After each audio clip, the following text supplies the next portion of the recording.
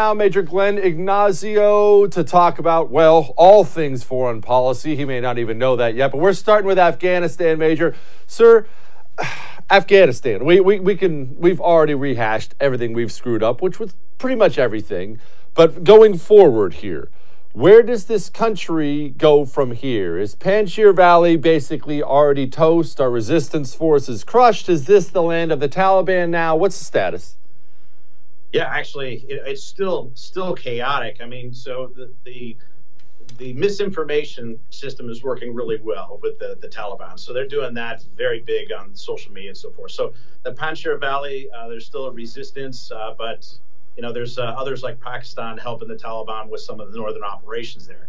As far as the country itself and the politics, it's really interesting is, you have these four that are on the top list of terrorists that are wanted, and they're supposedly heading up the government. So it's going to be really interesting what unfolds.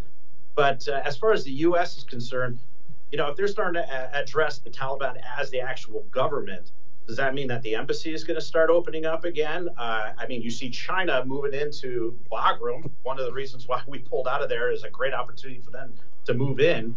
So you're seeing a lot of these foreign entities like, China and Russia and others keeping their embassies open to take advantage of us pulling out. So as far as the U.S. engagement, it seems to be very remote. You see all the other countries going in. And honestly, I wonder if the Taliban's even going to still be able to hold the country after a bit of time with their friends with the ISIS is not really going to be helping them. They're actually fighting them. So it's chaos on the ground from, operations militarily and politically.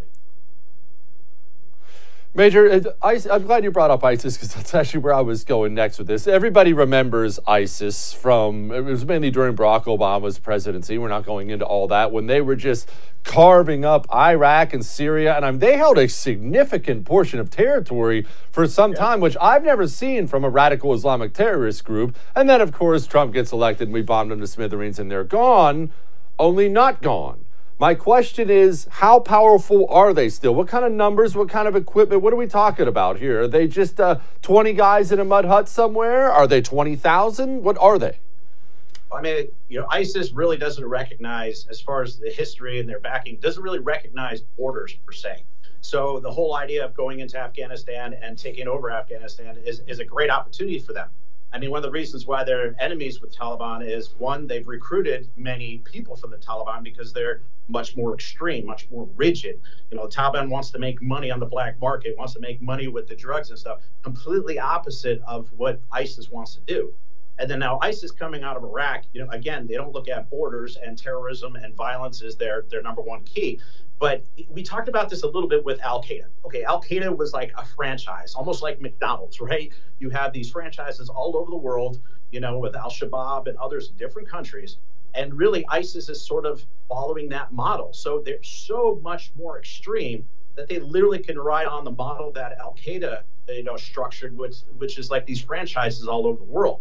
But they are so extreme, purely in violence, purely a jihad movement, and if you're on board, great. If you're not, then you're an enemy and you're slaughtered. So it's really one of those things that this is a global threat, and where they're able to make as much ground and real estate, they will. And right now, Afghanistan is a prime point for that. Okay, so if I'm going off of the assumption that the Taliban are going to take over all, if not a significant portion of Afghanistan, I mean, they already have a significant portion. Let's just assume they're going to be the government there. I think that's a fairly safe assumption. They're going to they've already publicly announced they're going to be working with China. They already are working with Pakistan. That's not exactly news for anybody. Right. Those are some pretty heavy hitters to have standing behind you. What chance do these other terrorist organizations like ISIS have of getting anything accomplished in Afghanistan when you're going to have the Taliban there who have the juice to run you out?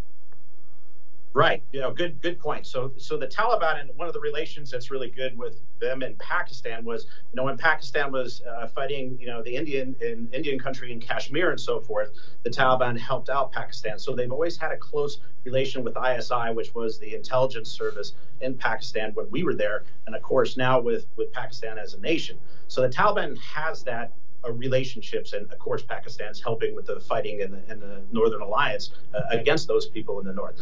So the interesting part is, the Taliban, you have the educated individuals that are leading the government, they're using PR and public relations well, but you also have these thugs around the nation that are not very, they're practically illiterate. So these are sort of their pawns and their soldiers out there. So the Taliban is a very it's a very interesting organization because again, you have these educated individuals in the capital and these non-educated thugs out there. So you wonder how fractured they are as an organization themselves.